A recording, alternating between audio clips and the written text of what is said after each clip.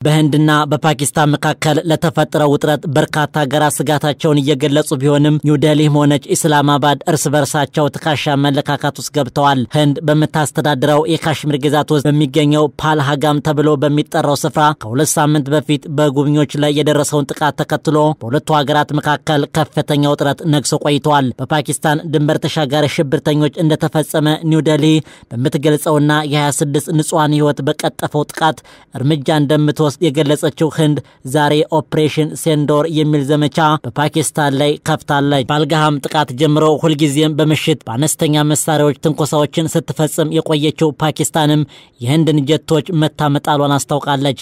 ይህንና ተያያዥ ጉዳዮችን በዛሬው የዓለም አቀፍ ትንታኔያችን እንመለከታለን።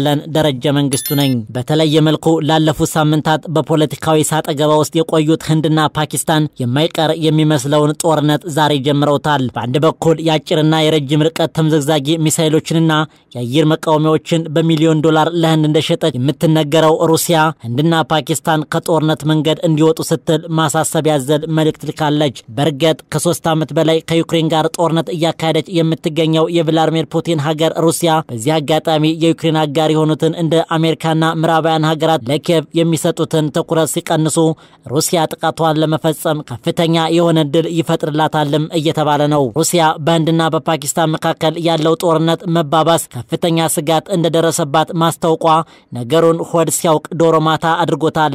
ባለፈው የአውሮፓውያን ወር መጨረሻ ሳምንት አካባቢ በህንድ የካሽሚር ግዛት ውስጥ ፓልጋም በተባለ ቦታ በሽብር ቡድን በተፈጸመ ጥቃት 26 የሚደርሱ ጎብኚዎች መገደላቸውን ተከትሎ በህንድና በፓኪስታን መካከል ጦርነት እንዲቀሰቀስ ምክንያት ሆኗል።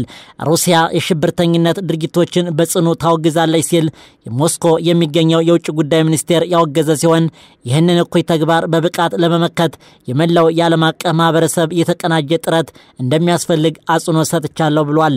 በአካባቢው ያለው ሁኔታ የበለጠ እንዳይባባስ የሚመለከታቸው አካላት እንዲቆጣጠሩም እንጠይቃለን ያለው መስሪያ ቤቱ በኒው ዴልሂና ኢስላማባድ መካከል ያለው ልዩነት በሰላማዊ የፖለቲካና ዲፕሎማሲያዊ መንገድ በአውሮፓውያኑ 1972 በተፈጸመው የሲምላ ስምምነትና በ1999 በተፈረመው የላሆር ስምምነት መሰረት ይፈታል ብለን ተስፋ እናደርጋለን ብሏል መስሪያ ቤቱ። ህንድ በፓኪስታን በሚተዳደረው ካሽሚር በሚገኝ ከተሞች የእኩለ ሌሊት ጥቃት መፈጸሟን ግን በይፋ አምናለች። ፓኪስታን በበኩሏ ጥቃቱ ሉዓላዊነትን የሚጻረር ነው ስትል ምላሽ የመስጠት መብቷ የተጠበቀ ነው ስትል ፈጣን ምላሽ ሰጥታለች። በዚህም የህንድ ተከታታይ የአየር ጥቃት ሴቶችን ጨምሮ 26 ሰዎች ሲገደሉ ሌሎች 46 ቆስለዋል ሲል የፓኪስታን ጦር አስታውቋል። ኒውክሌር በታጠቁ ጎረቤቶች መካከል ያለው መካረር ተባባሰው ኤፕሪል 22 በህንድ የምትተዳደረው ካሽሚር በፓልጋም በደረሰው ጥቃት 26 ሰዎች በተገደሉበት ወቅት ነው። ህንድ ለጥቃቱ ፓኪስታንን ተጠያቂ ያደረገች ሲሆን ድንበር ተሻጋሪ ግንኙነቶች እንዳሉም ገልጻ ነበር። ጉዳዩን አስመልክቶ ፓኪስታን ከግድያው ጋር ምንም አይነት ግንኙነት እንደሌላት አስተባብላለች። ነገር ግን ከቃላት መወራወር አልፋ ህንድ ኦፕሬሽን ሴንዶር በሚል በፓኪስታንና በፓኪስታን በሚተዳደረው ካሽሚር ውስጥ የሽብር መሰረተ ልማቶችን ማውደሟን አስታውቃለች። ይህም ተቀናቃኞቹን ጎረቤቶች ወደ ሰፊው ጦርነት እንዲገፋ አድርጓቸዋል። ፓኪስታን 5 የህንድ የአየር ኃይል ጀቶችና አንድ ሰው አልባ አውሮፕላን መታመጣሏን አስታውቃለች። ነገር ግን ህንድ በተዋጊ ጀት ላይ የደረሰውን ኪሳራ እስካሁን አልገለጸችም። ከወደቁት 5 አውሮፕላኖች 3ቱ ራፋኤል ተዋጊ ጀቶች መሆናቸውን የፓኪስታን የደህንነት ምንጮች ተናግረዋል ተብሏል። እነዚህ ራፋኤል የጦር ጀቶች የህንድ አየር ኃይል ከፈረንሳይ አምራች ኩባንያ የተገዙ ውድ ሀብቶች ናቸውም እየተባለ ነው። የህንድ ጠቅላይ ሚኒስትር ናሬንድራ ሞዲ ወደ ክሩሺያ ኔዘርላንድና ኖርዌይ ጉብኝት ለማድረግ የሚያደርጉትን ጉዞ ለሌላ ጊዜ አስተላልፈዋል ሲሉ አንድ ከፍተኛ የመንግስት ባለስልጣን ለሲኤንኤን ተናግረዋል። ለመዘግየቱ ምንም አይነት ይፋዊ ምክንያት አልገለጸም። ነገር ግን ይህ መግለጫ የወጣው ኒው ዴልሂ በፓኪስታንና በፓኪስታን በሚተዳደረው ካሽሚር ላይ አድማ ከተጀመረ ከሰዓታት በኋላ ነው። ሞዲ በህንድ ጎረቤት ላይ ስላለው ወታደራዊ እርምጃ በይፋ ይህንን ትንታኔ እስካጠናከረበት ጊዜ ድረስ ዝምታን መምረጣቸው ጉዳዩን እየተከታተሉ ላሉ ወገኖች ግራ የሚያጋባ ክስተት ሆኖ ቀጥሏል። ያም ሆነ ይህ የህንድ ጦር በፓኪስታንና በፓኪስታን በሚተዳደረው ካሽሚር ውስጥ 9 የአሸባሪዎች ጣቢያዎችን ማውደሙን አስታውቋል። ፓኪስታን ቡንጃብ ግዛት የሚኖሩ ነዋሪዎች ለመገናኛ ብዙሃን እንደገለጹት የህንድ ሰው አልባ አውሮፕላኖች ዛሬ ረፋድ ላይ በከተማዋ የሚገኘውን መስጊድ በመምታት መስጊዱን ወድሟል ብለዋል። የፓኪስታን የውጭ ጉዳይ ሚኒስቴር ባወጣው መግለጫ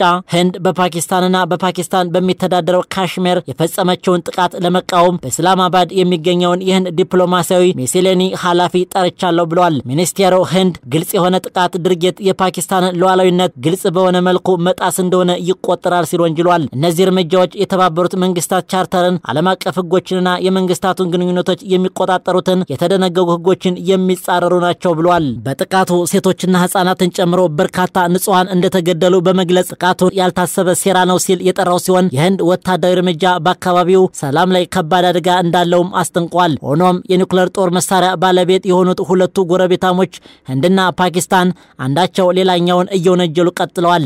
የህንድ የመከላከያ ምንጮች እንደገለጹት በአንድ ሌሊት በፓኪስታን ወታደር ኃይል በደረሰ ጥቃት በህንድ የቁጥጥር መስመር በካሽሚር በኩል ቢያንስ 8 ሰዎች ተገድለዋል ሲል ወንጅሏል። የፓኪስታን ጦር ህንድ በግዛቷ ላይ ላደረሰችው የአየር ድብደባ ምላሽ በህንድ በሚተዳደረው ካሽሚር ላይ ያነጣጠረ ጥቃት መክፈቱን አስታውቋል። ፓኪስታን በእነዚህ ቡድኖች ላይ እርምጃ መውሰድ ባለመቻሏ ህንድ በአሸባሪዎች መሰረተ ልማት ላይ ጥቃት የወሰደች መሆኑን ገልጻለች። ለዚህም በህንድ በሚተዳደረው ካሽሚር በጎብኚዎች ላይ በደረሰው ግድያ በፓኪስታን ወታደራዊ ጥቃት በላሽከር ኤ ታይፕ የሽብር መሰረተ ልማት ጣቢያዎች ላይ ያነጣጠረ ጥቃት እንደፈጸመች ማስታውቃለች።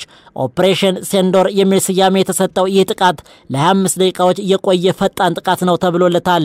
የህንድ ባለስልጣናት በፓኪስታን ኢላማዎች ላይ የተፈጸሙ ጥቃቶችን የሚያሳዩ ምስሎችንም አሳይተዋል። ኒው ዴሊ በፓኪስታን ላይ ጥቃት ከሰነዘረችበት ጊዜ ጀምሮ ብሔራዊ ስሜት ቀስቃሽ ንግግሮች ከብዙ የህንድ የዜና ማሰራጫዎች ሽፋን እየተሰጣቸውም ይገኛል። ከነዚህ መካከል ህንድ ጠላትን እንዴት መቅጣት እንደምትችል አሳይታለች፣ ፓኪስታን ክፉኛ ተጎድታለች የሚሉ ዜናዎች ከህንድ በኩል እየወጡ ነው። በእነዚህ ዘገባዎች ላይ ጠቅላይ ሚኒስትር ናሬንድራ ሞዲ የህንድ ብሔራዊ ሰንደቅ ዓላማ ቀለም ያለው የካፒቴን አሜሪካ ኤስ ጋሻ እንደያዙ የሚያሳይ ምስል ወጥቷል። ሞዲ አስቸጋሪ ሁኔታዎችን ለመቋቋም ባላቸው ችሎታ የሚያምኑ ኩሩ ብሔርተኛ ህዝብን ማስተዳደር የሚችሉ ናቸው የሚሉ አድናቆቶች ከደጋፊዎቻቸው እየዘነቡላቸው ይገኛል። በኒው ዴሊና ኢስላማባድ መካከል ያለው ጦርነት እየተባባሰ በመምጣቱ በህንድ የሚተዳደረው የካሽሚር ግዛት ባለስልጣናት ዜጎቻቸው አደገኛ ናቸው ካሏቸው አካባቢዎች እንዲወጡ ትዕዛዝ አስተላልፈዋል። የጅሙና ካሽሚር ገዢ ማኖጅ ሲንሃ የመንደሩ ነዋሪዎችን ተጋላጭ ከሆኑ አካባቢዎች ወደ ተሻሉ አካባቢዎች እንዲያንቀሳቀሱም አዘዋል። ለተፈናቀሉ ዜጎች መጠለያ ምግብ ትዕዛዞቹ የመጡት ህንድ በፓኪስታን በሚተዳደረው ካሽሚር ውስጥ የአሸባሪዎች መሰረተ ልማት ብላ በጠራቸው አካባቢ ላይ ተከታታይ ጥቃቶችን ከከፈተች ከሰዓታት በኋላ ሲሆን ይህም ተቀናቃኞቹን ጎረቤቶች ወደ ሙሉ ጦርነት አፋፍ አድርሷል። የህንዱ ጠቅላይ ሚኒስትር ናሬንድራ ሞዲ ቁልፍ አጋር በፓኪስታንና በፓኪስታን በሚተዳደረው ካሽሚር ህንድ የፈጸመችውን ጥቃት ተከትሎ በጦር ኃይላችን ኩራት ይሰማናል ብለዋል። ነገር ግን ኦፕሬሽን ሴንዶር በፓልጋም ንጹሃን ወንድሞቻችን ላይ ለደረሰው አሰቃቂ ግድያ ምላሽ ነው ሲሉ የሀገር ውስጥ ጉዳይ ሚኒስትር አሚት ሻህ ተናግረዋል። ሻህ ለብዙ አስርተ ዓመታት የሞዲ አጋር የነበሩ ሲሆን ብዙውን ጊዜ በህንድ ውስጥ ሁለተኛው ጉምቱ ፖለቲከኛ ናቸው ተብለው ይጠራሉ። ቻይና በህንድ ወታደራዊ ጥቃት ማዘኗን በመግለጽ መረጋጋትና ተጨማሪ ጥቃት ከመፈጸም መቆጠብ እንዳለባትም ጠይቃለች። በተጨማሪ አሁን ያለው ሁኔታ እንደሚያሳስባትም ተናግራለች። የቻይና የውጭ ጉዳይ ሚኒስቴር ቃል አቀባይ ህንድና ፓኪስታን መለየት የማይችሉ ጎረቤቶች ናቸው፣ እንዲሁም ሁለቱም የቻይና ጎረቤቶች ናቸው ብለዋል። በፓኪስታንና በህንድ መካከል ያለው ጦርነት እየተባባሰ በመጣ ቁጥር ቻይና ራሷን አሸማጋይ አድርጋ ብቅ ብላለች። ቤጂንግ የረጅም ጊዜ አጋሮቿ በሆኑት ኢስላማባድና በኒው ዴሊ ለረጅም ጊዜ የዘለቀ የድንበር ውዝግብ ለመፍታት ጥረት ስታደርግ ቆይታለች ነው የተባለው።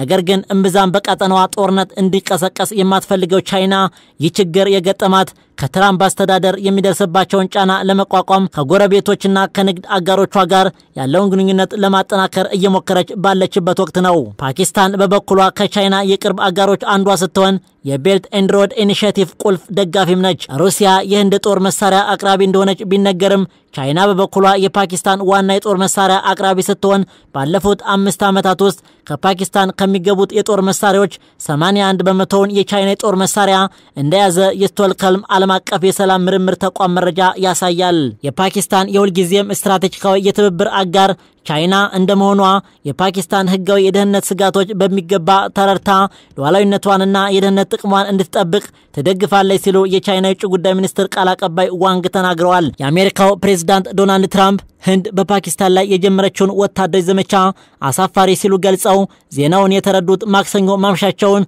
ከኦቫል ኦፊስ ዝግጅታቸው ቀደም ብለው ነበር። ይህ አሳፋሪ ነው ሲሉ የተደመጡት ትራምፕ ሰዎች ከጥቂት ጊዜ በፊት አንድ ነገር እንደሚከሰት ያውቁ ነበር፣ ለረጅም ጊዜ ሲጓጉ ቆይተዋል፣ ታውቃላችሁ፣ ለብዙ አስርት ዓመታትና ለዘመናት ሲጓጉ ቆይተዋል ሲሉ ፕሬዝዳንቱ ለልዩ መልእክተኛው ስቲቭ ዊትኮፍ ተናግረዋል። ትራምፕ የአሜሪካ የውጭ ጉዳይ መስሪያ ቤት ቃል አቀባይ ሁነቱን በቅርበት እየተከታተለ ነው ብለዋል። ቃል አቀባዩ ሪፖርቶችን እናውቃለን፣ ነገር ግን በአሁኑ ጊዜ የምንሰጠው ግምገማ የለም ብለዋል። ይህ በሂደት ላይ ያለ ሁኔታ ነው፣ እናም ውጥረቶችን በቅርበት እየተከታተልን ነው ብለዋል። የአሜሪካ የውጭ ጉዳይ ሚኒስትር ማርኮ ሩቢዮ በበኩላቸው ባለፈው ሳምንት በህንድ ቁጥጥር ስር በምትገኘው ካሽሚር በደረሰው ግድያ ውጥረቱ በፍጥነት እየተባባሰ በመምጣቱ ከሁለቱም ሀገራት ከፍተኛ ባለስልጣናት ጋር ተነጋግረዋል። ሩቢዮ ህንድና ፓኪስታን ውጥረቶችን ለማርገብ እርስ በርስ እንዲተባበሩም ጠይቀው እንደነበር ይታወሳል። ያም ሆነ ይህ የኒውክሌር ባለቤት ሀገራት የሆኑትና በጂኦፖለቲካዊ አቀማመጣቸው በቅርብ ርቀት ላይ የሚገኙት ህንድና ፓኪስታን አሁን በመካከላቸው የተቀሰቀሰውን ጦርነት አፋጣኝ ምላሽ በመስጠት በዲፕሎማሲያዊ መንገድ ለመፍታት ይሞክሩ ይሆን ወይስ ሌላ ትኩሳት እየተሰማ ይቀጥል ይሆን የሚለው በቀጣይ የሚታይ ይሆናል። ለዚህ ጥንቅር ሮይተርስን፣ ሲኤንኤን እና አርቲ ኒውስን በዋቢነት ተጠቅመናል።